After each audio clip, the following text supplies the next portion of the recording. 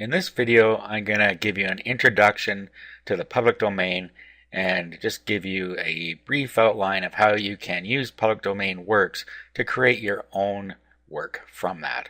I'm going to speak specifically about ebooks, but there's many other things in the public domain such as art, software, you name it, it's here. Okay, so one of the sites that I like is called manybooks.net.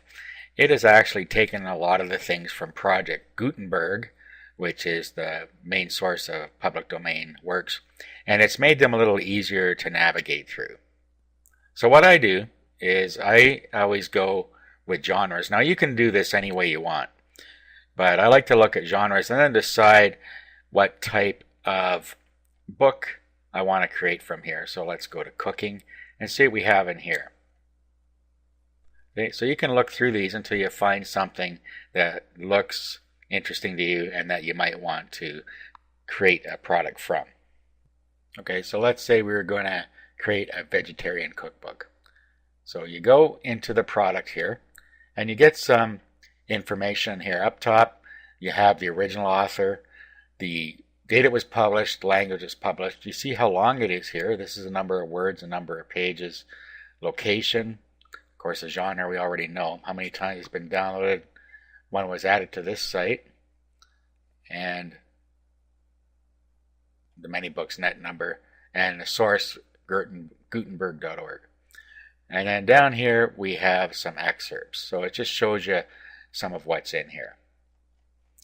Now what you want to do is you're going to want to download it. Now there's a lot of different formats that you can download it in here, and it depends what you're going to use to edit it. I don't suggest you bring it down in PDF, because PDF is really a readable format, not a writable format.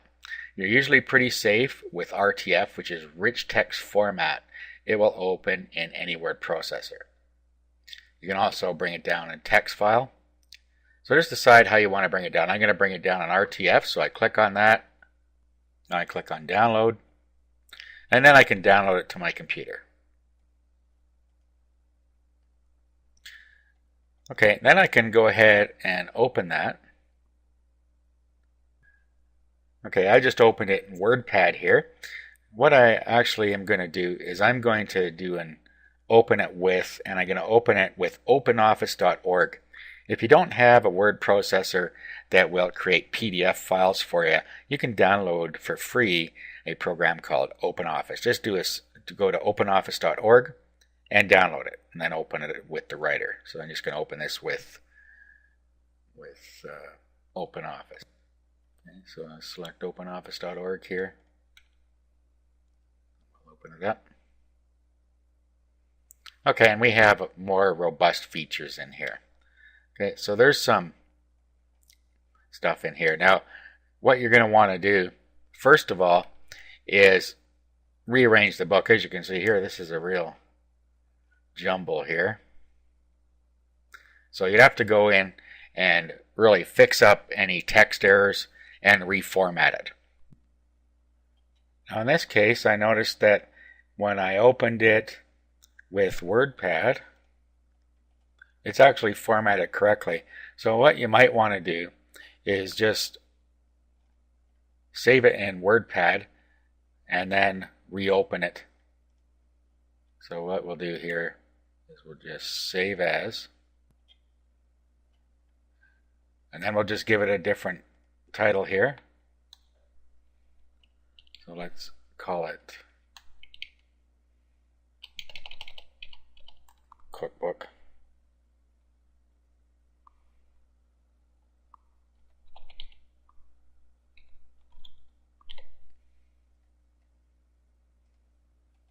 Okay, now what you could do is just open up Cookbook with OpenOffice.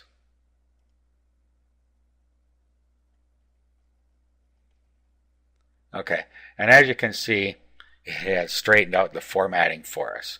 So then we could continue with editing the ebook.